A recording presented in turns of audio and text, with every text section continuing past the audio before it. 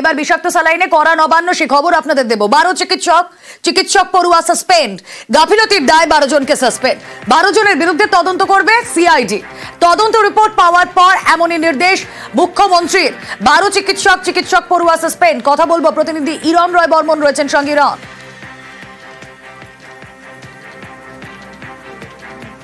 একদমই দেখো, আজকে মুখ্যমন্ত্রী সাংবাদিকদের সঙ্গে মুখোমুখি হয়ে তিনি স্পষ্ট করে বলেন যে মেদিনীপুর মেডিকেল কলেজে প্রসূতি মৃত্যুর ঘটনা, সেই ঘটনায় সম্পূর্ণভাবে দায়ী হচ্ছে চিকিৎসকরা।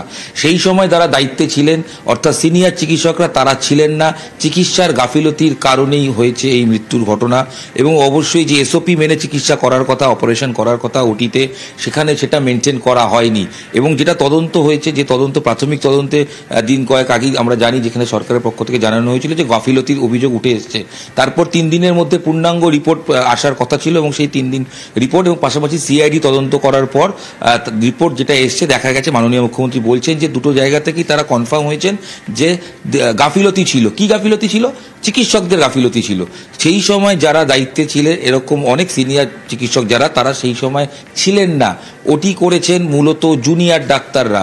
জুনিয়র ডাক্তারদের হাতে ওটি হয়েছে এবং এসওপি মানা হয়নি, যার ফলে যেরকম ট্রিটমেন্ট করা প্রয়োজন সেটা মেনটেন হয়নি। হাইজিন যে অবস্থা সেটা মেনটেন করা হয়নি। একাধিক গাফিলতি রয়েছে এবং সেই ঘটনার জেরে যেহেতু তদন্ত হয়ে দেখা গেছে যে অভিযুক্ত যারা রয়েছেন তার বিরুদ্ধে দোষ রয়েছে, চিকিৎসকদের গাফিলতি রয়েছে, তাদেরকে সাসপেন্ড করা হয়েছে। মোট এমএসভিপি, সিনিয়র ডাক্তার পড়ুয়া সহ 12 জনকে সাসপেন্ড করা হয়েছে। যে ডাক্তারদের মধ্যে একজনের বিরুদ্ধে এরকম অভিযোগ রয়েছে যে সেই সময় তার অন ডিউটি থাকার কথা, কিন্তু তিনি অন ডিউটি ছিলেন না, তিনি অন্য জায়গায় গিয়ে কাজ করছিলেন বা সেখানে অপারেট করছিলেন।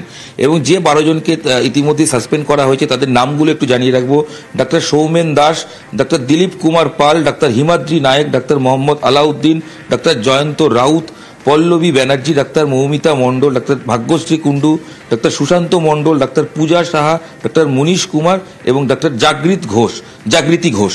এই 12 জনকে সাসপেন্ড করা হয়েছে এবং পাশাপাশি পরিষ্কার করে জানিয়ে দেওয়া হয়েছে কোনো রকম রেয়াত করা হবে না। সিআইডি তদন্ত করছে, সিআইডি তদন্ত করার পর যেরকম এফআইআর হয়ে যা আইনত ব্যবস্থা সেগুলো তো অবশ্যই হবে। এবং এই ঘটনায় যে চিকিৎসকের গাফিলতি, এটা কিন্তু অবশ্যই রিপোর্টে উঠে এসেছে। এবং পাশাপাশি স্যালাইনের যে বিষয়টি ছিল সে ব্যাপারে ইতিমধ্যেই সরকারের তরফ থেকে জানানো হয়েছে এই ব্যাচের বা এই কোম্পানির স্যালাইন প্রোডাকশন বন্ধ, নেওয়া বন্ধ হয়েছে। তারা আবার রিটেস্ট করবেন, কি হচ্ছে তারা দেখবেন। ইতিমধ্যেই যেটা গুরুত্বপূর্ণ খবর উমেলা, সেটা হচ্ছে যে 12 জন চিকিৎসকের গাফিলতির জন্যই এর দুর্ঘটনা বলে মনে করছে সরকার এবং সেই ভিত্তিতে 12 জন ডাক্তারকে সাসপেন্ড করা হয়েছে। এখানে চিকিৎসকদের গাফিলতিতে মৃত্যু সদ্যমায়। নিয়ম মানলে বাঁচানো যেত মামুনি রুই দাসকে। বিষাক্ত স্যালাইনের দাবি করেছেন মুখ্যমন্ত্রী। তার আগে এই সাসপেনশন নিয়ে কি বলেছেন শুনবো। দুটো ইনভেস্টিগেশন রিপোর্ট যখন চিফ সেক্রেটারি এবং হেলথ সেক্রেটারি আমার কাছে সাবমিট করেছেন এবং তারপরে তারা সাজেশন দিয়েছেন, সব সাজেশন মেনে নিয়ে 1 নম্বর doctor Somen Das, RMO Midnapore medical college hospital, suspend করা হয়েছে। 2 ডক্টর দিলীপ কুমার পাল, তিনি আরেক 3টে জায়গায় অপারেশন করেছেন। 3 নম্বর doctor Himadri Nayak, assistant professor. 4 নম্বর doctor Mohammad Alauddin, head of the department. 5 নম্বর doctor Jayanta Kumar Raut, MSVP Midnapore medical college hospital. 6 নম্বর doctor Pallavi Banerjee, senior resident Midnapore medical college. 7 নম্বর doctor Moumita Mondal, PGT student. 8 নম্বর doctor Bhagyashree Kundu, PGT student 3rd ইয়ারের। 9 নম্বর doctor Sushanta Mondal, 1st year PGT. 10 নম্বর doctor Puja Saha, 1st year PGT. 11 নম্বর doctor Manish Kumar, 1st year PGT anaesthesia. 12 নম্বর doctor Jagriti Ghosh, 2nd year PGT anaesthesia Midnapore medical college. এই 12 জনকে suspend করে দেওয়া হলো along with pending investigation by the CID. Medinipur medical কলেজে যে ঘটনা ঘটেছে সেটা খুবই শকিং ইনসিডেন্ট। যাদের কাছে মানুষের ভাগ্য নির্ধারিত হয়, যাদের হাতে সন্তানের জন্ম হয়, যারা সেদিন ওখানে দায়িত্বে ছিলেন মেদিনীপুরে, তারা কিন্তু তাদের দায়িত্ব যদি সঠিকভাবে পালন করতেন তাহলে কিন্তু এই মাকে বাঁচানো যেত। এটা খুব দুঃখজনক ঘটনা। বিষাক্ত স্যালাইনে ক্ষতিগ্রস্তদের পাশে রাজ্য, ক্ষতিগ্রস্ত পরিবারদের আর্থিক সাহায্য রাজ্যের, পরিবারের একজনকে চাকরি দেওয়ার ঘোষণাও করা হয়েছে। খুবই মর্মান্তিক ঘটনা, এই ঘটনাকে আমরা সাপোর্ট করতে পারি না। একটা ছোট্ট শিশু তার মাকে হারিয়েছে, পরিবারটা তার স্ত্রীকে হারিয়েছে। যদিও আমি মনে করি যে মৃত্যুর বিকল্প কোনো সান্ত্বনাতেই কাজে লাগে না, সাহায্যও কাজে লাগে না, তবুও মৃত পরিবারকে আমরা 5 লাখ টাকা ও পরিবারকে দেওয়ার জন্য আমরা অনুরোধ করছি। এবং তার পরিবার থেকে যদি কেউ চাকরি করতে চায়, যেহেতু এটা আমাদের ডাক্তারদের নেগলিজেন্সির জন্য হয়েছে, সরকারের কেউ চাকরি করতে চায় আমরা সেটাও করব। সদ্য মায়ের শিশুর মৃত্যু, মেদিনীপুর মেডিকেলে ফের অঘটন। মৃত্যু রেখা সাউয়ের শিশুপুত্রের, ভেন্টিলেশনে ভর্তি ছিল সদ্যজাত, 7 দিন ভেন্টিলেশনে থাকার পর মৃত্যু। বিষাক্ত স্যালাইনে অসুস্থ সদ্য মা রেখা সাউ। মেদিনীপুর মেডিকেলে ফের অঘটন, মৃত্যু হলো রেখা সাউয়ের শিশুপুত্রের। রেখা সাউ তিনি এখনো অসুস্থ, ভেন্টিলেশনে ছিল সদ্যজাত, 7 দিন ভেন্টিলেশনে থাকার পর মৃত্যু। বিস্তারিত জানাতে পারবেন আমাদের প্রতিনিধি শোভন রয়েছেন সঙ্গে। শোভন, এই সদ্যজাতের মৃত্যু, এটাও কি ওই বিষাক্ত স্যালাইনের এফেক্ট? দেখো, যেটা এখনো পর্যন্ত সেই তথ্য কিন্তু উঠে আসছে না, তবে যেটা মেদিনীপুর মেডিকেল কলেজ হাসপাতাল সূত্রে যেটা জানা যাচ্ছে যে শিশুটি জন্মের পর থেকেই ক্রিটিক্যাল ছিল এবং সংকটজনক শারীরিক অবস্থা ছিল, সেই কারণেই তাকে জন্মের পরেই কিন্তু তাকে ভেন্টিলেশনে রাখা হয়েছিল। এবং হাসপাতাল সূত্রে আমরা যেটা জানতে পাচ্ছি যে সিভিয়ার বার্থ অ্যাসফিসিয়া এটা হয়েছিল এবং এই কারণেই শিশুটি ভেন্টিলেশনে শিশুটিকে রাখা হয়েছিল।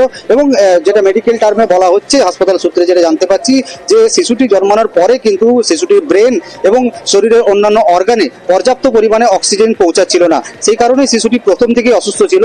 এবং তোমাকে জানিয়ে রাখি যে 7 দিন ধরে ভেন্টিলেশনে চিকিৎসাধীন অবস্থায় থাকার পর আজকে সকালে কিন্তু 9টা নাগাদ শিশুটির মৃত্যু হয়। এই খবর পরিবারকে জানানো হয়েছে হাসপাতাল কর্তৃপক্ষের তরফে। যদিও পরিবারের যেটা অভিযোগ যে হয়তো যে 5 জন প্রসূতি যে সেই সময় যাদের অপারেশন হয়েছিল, যাদেরকে সেই সময় স্যালাইন দেওয়া হয়েছিল এবং স্যালাইনের প্রভাবের ফলে তাদের পার্শ্ব প্রতিক্রিয়ার ফলে তারা যে অসুস্থ হয়ে পড়েছিল এবং সেই অসুস্থতার জেরেই কিন্তু তাদের যে শিশু অর্থাৎ রেখা সাউয়ের যে শিশু সেও কিন্তু অসুস্থ হয়ে পড়ে, এমনটাই অভিযোগ করা হচ্ছে পরিবারের তরফে। যদিও পুরো বিষয়টি তদন্তের ব্যাপার রয়েছে এবং মেডিকেল কলেজ কর্তৃপক্ষ জানিয়েছে যে ময়না তদন্তের পরেই কিন্তু আরো বেশ কিছু তথ্য উঠে আসবে এই শিশুটির মৃত্যুর কারণ কি হতে পারে। বেশ, আচ্ছা, এই যে মারা গেল 9টার সময় মারা গেল, এখন জানালো ডাক্তারবাবু। আপনার স্ত্রীর তো অপারেশন কবে হয়েছে? বুধবার অ্যাডমিশন হয়েছে, বিকেলে রাত 12টার পরে তো সিজার হয়েছে। আমার স্ত্রী যেটা বলছে যে প্রথম থেকে আমার সব ঠিকঠাক ছিল, ডাক্তারবাবুও বললো বাচ্চা ঠিকঠাক আছে, সব ঠিকঠাক আছে, এখন সময় আছে সিজার করতে, মানে এখন দেরি আছে। হঠাৎ এসে বললো যে সিজার করতে হবে।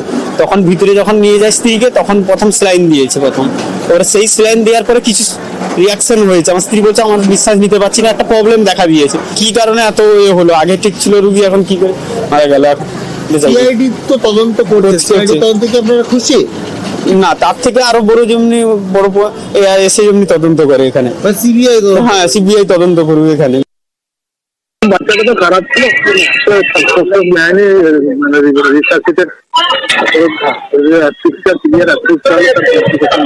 সিজারের কি ইন্ডিকেশন ছিল সেটা না দেখে তো বলা যাবে না। মানে সিজার যখন করা হয়েছিল তখন ইন্ডিকেশন ছিল বাচ্চা হয়ে হয়তো হয়নি। এমএসবি অফিস থেকে আরো বলছে দরকার হলে পোস্টমর্টম করা হবে।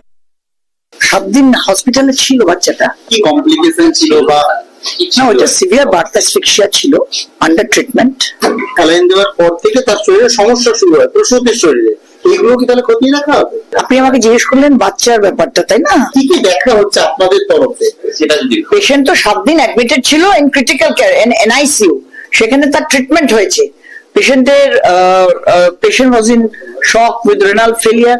তারপর পেশেন্ট আজকে 9টা 10-এ এক্সপায়ার করেছে।